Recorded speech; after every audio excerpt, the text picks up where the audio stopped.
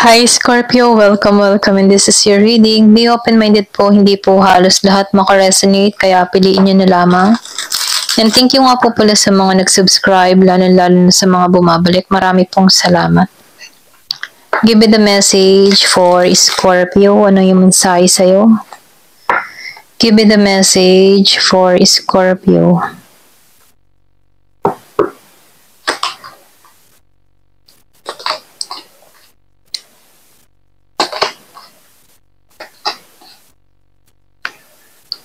Nakikitaan ko dito, no?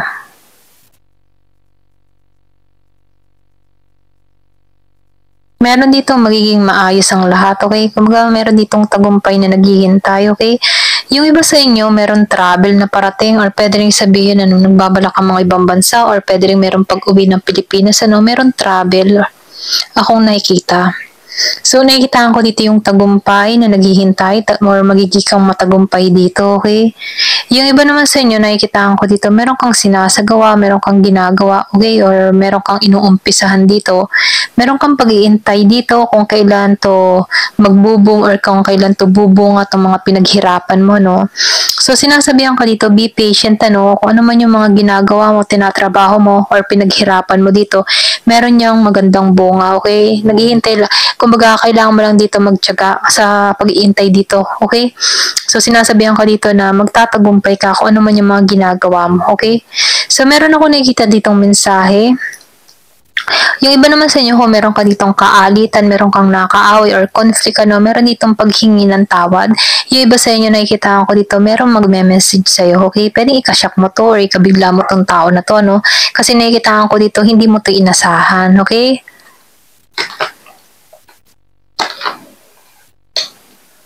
So, nakikita ko rin dito, alam mo yung tipo na meron tatawag sa'yo at hihingi ng tawad, pero nakikita ko dito yung iba sa inyo, dededmahin mo to, ayaw mo to, okay? Kasi nakikita ko dito, labis kang nasaktan sa tao na to, okay? Labis kang nabalisa or hindi ka nakatulog dito sa sitwasyon na to. Yung iba sa inyo, meron kang kadiling dito na Gemini, Aquarius, and Libra, and Aries, Leo, Sagittarius, okay? So, nakikita ko rin dito, meron din ditong Scorpio, Cancer, and Pisces, meron kang kadiling na ganito, okay? So, nakikita ko dito, ayaw mo makipagkasundo dito, okay? Kumbaga, tinanggalan mo na to.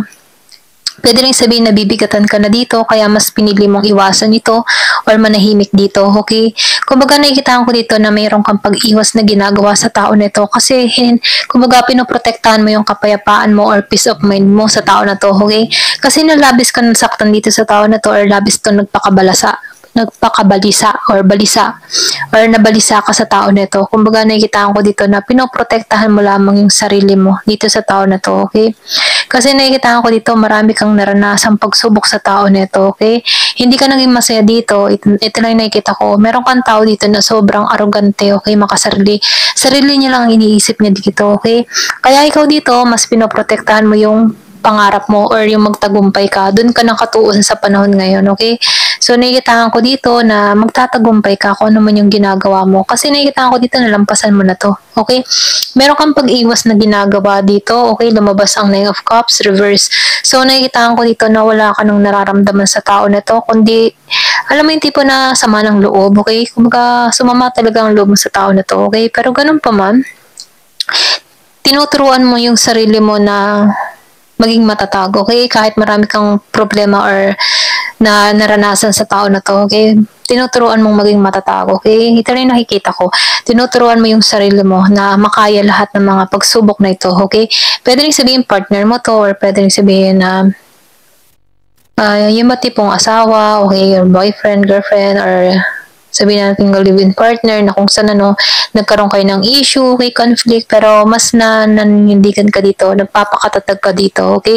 Kahit nakakaramdam ka ng pagkabalisa, tension sa tao na to, mas hinahanap mo yung sarili mo, mas naninindigan ka para sa sarili mo. Okay, ito na yung nakikita ko. Give me the message, ano pa yung mensahe?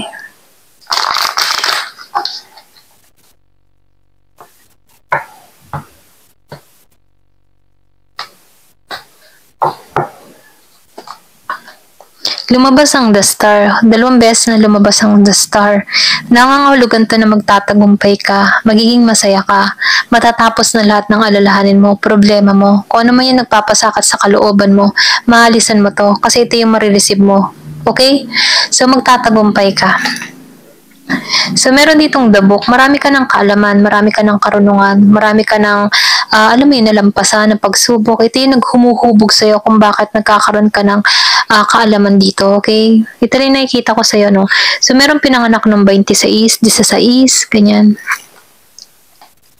So, nakikita ko rin dito, handa ka nang suungin yung mga pangarap mo. Andito ka na sa top feminine, ano? Yung determination mo, okay? Kumbaga, nakikita ko dito na nagiging kang matuwid, okay? Sa tatahakin mong landa, sa mga pangarap mo. Andun yung determination mo, focus mo, at alerto ka sa mga bagay na gagawin mo, okay? So, nakikita ko rin dito, naka-align ka sa mga pangarap mo, okay? Kumbaga, dun ka nakatuon pangarap. Ayaw mo nang pansinin itong mga masasakit na nangyari sa nakaraan. Mas nakatuon ka sa pangarap mo, sa tagumpay mo, okay? So, nakita ko rin dito na biglaan na nangyari sa'yo, biglaan pagsubok, okay? Pero ganun pa man na nakikitaan ko rin dito, may pagbuo, lumabas ang clover, merong swerte na mangyayari at magaganap sa'yo, okay? Yung iba sa inyo, pwedeng merong kumatok sa puso mo, dun sa iba, no, hindi halos lahat, ano, biglaan to, okay? So, meron ditong involved na bata, or pwede rin sabihin para kang sinilang muli dito, okay? Yung ba tipo na ibangon mo yung sarili mo sa mga masasakit na karanasan, okay? So, nakikita ko dito yung blessing na parating, nagiging pabor sa iyo yung swerte, okay? Kung ano man yung mga ginagawa mo, magtiyaga ka, okay? Kasi meron dito naghihintay sa iyo. Pwedeng sinusubo ka dito kung hanggang saan yung tiyaga mo, okay? So, mainam ang manampalataya sa Diyos, okay? Nang sa ganun, maging matagumpay ka sa mga gagawin at hakbang yung mas maging matagumpay ka sa mga hakbang na gagawin mo, manalig at manampalataya ka, okay? So, nakikita ko rin dito, meron ditong biglang pagsubok ang kinaharap, okay? Para kang binagyo, kumbaga. So, nakikita ko dito na malalampasan mo to, okay? Maalisan mo itong mga pagsubok na ito. May babangon mo muli yung sarili mo, okay?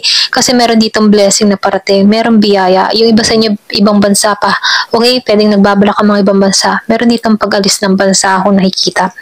So, nakikita ko rin dito, magiging kang masaya, okay? Tapos na, matatapos na lahat ng mga pagsubok na kinarap mo. Kumbaga, ito na yung pagkakalob sa iyo, blessing, okay? Ayan, ito na yung nakikita ko. Ayan, thank you for watching. Love and peace.